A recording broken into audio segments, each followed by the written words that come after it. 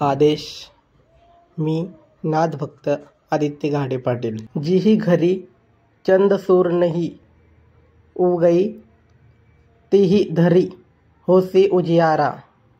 तिन्हा जे आसन पुरव तव सहज का भौरव पियाला. महायोगी बाबा गोरखनाथजी म्हणतात की जेथे चंद्र किंवा सूर्य उगवत नाही तरीही तेथे अलौकिक प्रकाश असतो. म्हणजेच ब्रह्म ज्योतीचा प्रकाश तिथे नेहमीच फुलतो.